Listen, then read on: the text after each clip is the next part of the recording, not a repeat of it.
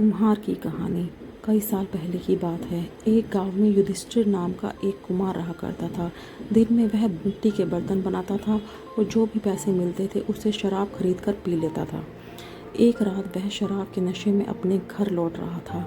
वह इतना नशे में था कि ठीक से चल भी नहीं पा रहा था। अचानक उसका पैर लड़खड़ाया और वह जमीन पर गिर पड़ा। जमीन पर कांच के टुकड़े पड़े थे।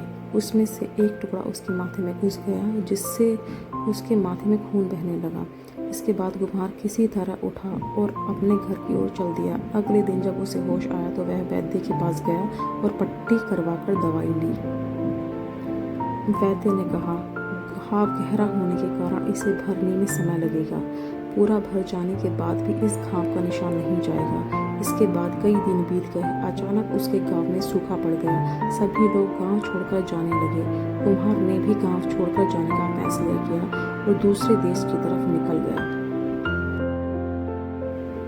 नए देश में जाकर वह राजा के दरबार में नौकरी मांगने गया। वहां राजा ने उसे माथे पर चोट का निशान देखा और सोचा, यह जरूर कोई पराक्रमी योद्धा होगा और दुश्मन से लड़ते समय उसके माथे पर चोट लगी होगी। यह सोचकर राजा ने उसे अपने दरबार में एक खास जगह दे दी और उस पर विशेष ध्यान देने लगे।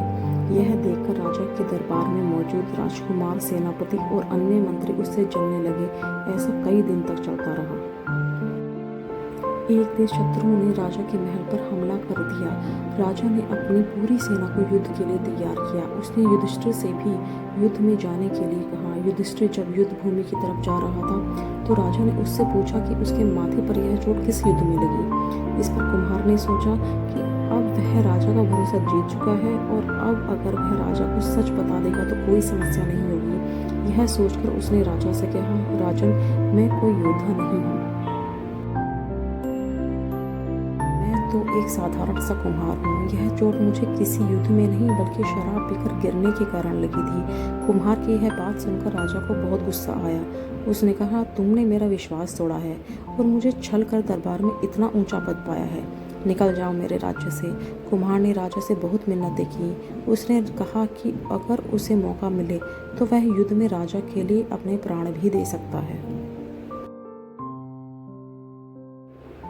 राजा ने कहा, तुम चाहे जितने भी वीर और पराक्रमी हो, लेकिन तुम शूरवीरों के कुल से नहीं हो।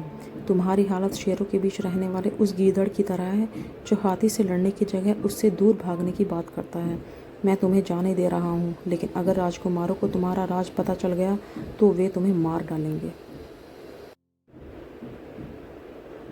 इसलिए कहता हूँ कि अपनी जान बचाओ और भाग जाओ। कुम्हार ने राजा की बात मानी और तुरंत उस राज्य को छोड़कर चला गया। इस कहानी से सीख मिलती है कि इंसान की असलियत ज़्यादा दिन तक छुप नहीं सकती।